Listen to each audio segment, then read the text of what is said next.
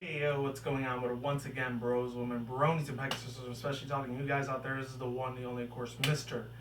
Nintendo Sword for 2011 AK Cruising Guide 2009. Of course, you guys are restaurant to Shion. Before to be done, definitely check out freenow.com. Of course, trouble issues that not if any people want fresh channel banner design and pictures specifically made just for you guys. I'll put links to the social media networking accounts and description box down below if any people are interested. Not business partnership program, best partnership ever had, all the good stuff. Yeah, without further ado, let's begin. Hopefully you guys can see this. My Little Pony Friendships Magic Season 5, Episode 23, The HoofFields versus the McColts, and the McColts. I'm going to be reading mostly the whole summary and the whole topic about the whole episode, so spoilers if you haven't seen this already. So, yeah. Hopefully I'm going to do a two-part on this, so without further ado, let's begin. Spoilers if you haven't seen this already, so it's already been almost 2 weeks since it's been out, so here we go. I just finished watching the other one on Saturday, which was earlier today, because I went to go see the Hunger Games 2 Mockingjay. Magnificent, badass, epic movie, of course. As I called it out, it was going to be, even though it was fortunately some Illuminati subliminal messages and shit, but that's not what I'm going to be talking about. That's on my criticism guide channel, but here we go. Production development. This episode was released earlier on Amazon's Instant Video Service hours for several hours before it was scheduled airtime. The HoofFields and McColts family members were designed by Rebecca Dart, Caracosa, Charmaine Vigorin, hopefully I said that right, and Fernanda Ribeiro. Here we go. The next friendship mission. At her cottage, Fluttershy gathers her animal friends to the Furry Friends book club, and I'm not going to have any no comment on there, but let's just say I sound a little subliminal. That's all I'm going to say about that. Before they can start, Fluttershy's cutie mark suddenly starts glowing, indicating that she's being summoned by the cutie mount. She bolts out of her cottage, leaving her animals to carry on without her. As soon as Fluttershy reaches the Friendship Rainbow Kingdom castle, Twilight sparkles. Try saying that shit 10 times. Oh my god. Alright, excitingly greets her. Having been summoned to the map as well as doing extensive research on her destination, Twilight and Fluttershy are being called to the Smoky Mountains, a region of Equestria that's supposedly home to picturesque, hopefully I said that right, picturesque valley between two adjacent mountains. With their saddlebags, which Twilight apparently crammed with books, the two set off into the Twinkling Balloon. That's what it's called, the Twinkling Balloon. Every time they show that introduction, like, My Little Pony, that little intro theme every time they show it. That's what it's called. I never knew that. Of course, Havers are going to make money off of that. Alright, two feuding clans. When Twilight and Fluttershy finally arrive to the Smoky Mountains, they find out most of the trees have been cut down and ponies on one mountain and are firing upon ponies on the other mountain with pumpkins. Twilight and Fluttershy meet the first clan of ponies, the rural HoofFields, led by HoofField, who are in a long-standing feud between the neighboring McColts. Before their feud engagements endangers innocent animals, Twilight gets the HoofFields to agree to a ceasefire, and she and Fluttershy go and talk to the McColts. On their other way to the mountaintop, where the large wooden fortress has been built, Twilight and Fluttershy meet with the other architectural McColts, led by Big Daddy McColt. Oh my god, they really went with Big Daddy McColt and try to foster the truce between the two sides. However, both sides were vehemently, I'm probably going to say that wrong, vehemently against the truce, and the HoofFields start firing tomatoes at the McColts. Fight to win to fight.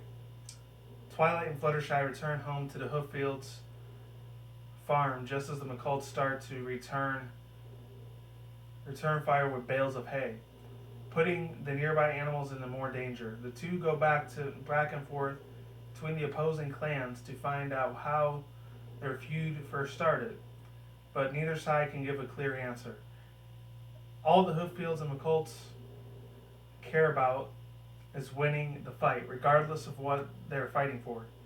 Fluttershy thinks that one side simply needs to apologize to the other. To end this, the HoofFields deliver a large carrot cake to the McColts as a sign of goodwill. The McColts are almost ready to accept the HoofFields apology cake, but a group of HoofFields suddenly emerge from inside the cake and assault the McColts with fruit. The feud continues to escalate, and the two sides bring their conflict to the valley between their mountain homes. As little animals continue to get caught in the middle of the HoofFields and McColts feud, Twilight despairs at her failure to end the conflict.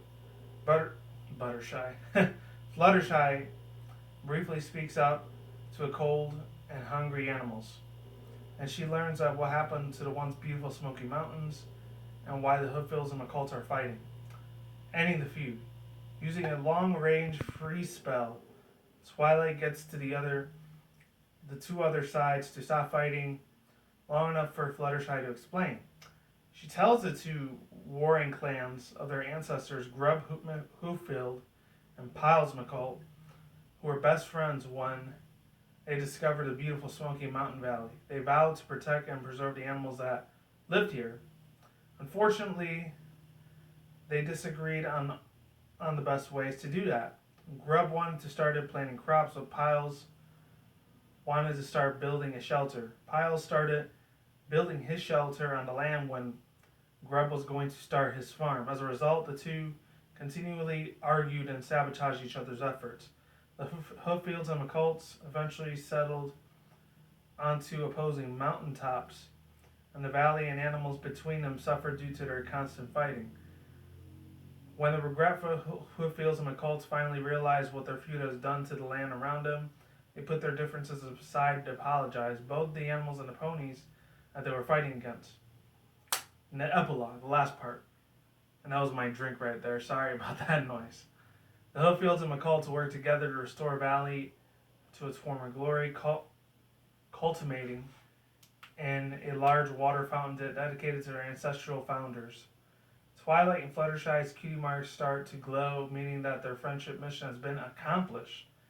As they set out for home, Twilight wonders what her future missions await her and friends. You know, that's probably not going to happen until the 6th season because it's coming to a close. I think next week is when the last 2 episodes are supposed to play. The one that Megan McCarthy always writes in the beginning and the end, like season opener and the season finale. That one I'm really, really hyped as fuck for. I'm super down for that because my girl, fucking Starlight Glimmer, is going to be that, and that's going to be amazing. Anyways, let me just read the pictures real quick, and I'll get my overall thoughts and opinions in just a moment. At the red corner, the HoofFields. The map beacons Twilight and Fluttershy. In the blue corner, the McColts. In the red corner, the HoofFields. A gesture of goodwill, or an attack from within. How it all began. 2 clans united. Oh, okay. Anyways, overall thoughts, using opinions. I did a little announcer type of voice. Let me get my drink on really quick. Alright, I guess it's a really, really good episode. It wasn't the best of the best episode like how a couple hours ago the other episode was really, really amazing, by the way. Shout out to Lena Hall for making one of the girls the voiceovers for that, one of Applejack's friends. With spoilers is going to be on that way soon, but not in this video. It'll be another video. Oh my god. Another really cool thing I really liked about this episode was that they actually had a flashback of how it all began with the ancestors of Piles McColt and I think Grubs McCoof. And then another funny thing I found about this episode was shout out to Bernie Monster 44's girlfriend Zeddy. She actually found out that like one of her great ancestors, which was her aunt, was a part of the real life family that actually happened. I think it was like the McLeods and McPies or something like that, or McPetersons. I don't know. But shout out to that chick. She's awesome as hell. I'll put the link in the description box down below whenever they do their reaction to this episode because I really don't want no copyright claim for that shit. Even though I get them anyways regardless. But oh man, another really cool thing I liked about this was that oh man, the art director, whoever did this, which I probably already read it earlier, but I'm just gonna read it again just in case. Let's see. Who was it? Oh, they were designed by all those people. Like I said before, Rekadar, Cork, Koskinia, Charmaine, Verahenge. I'm probably saying that wrong. Verhagen, and Fernanda Ribeiro. I don't know if that's Italian or Spanish, but whatever. Shout out to them for making the designs for like the animals and the critters. You know, usually the ones that Fluttershy takes care of. I felt extremely bad for them. I mean, the fields hit me in the fucking chest like a fucking ton of bricks, man. It was a bitch, but luckily they were taken care of. Everything was settled out and everything worked out in the end.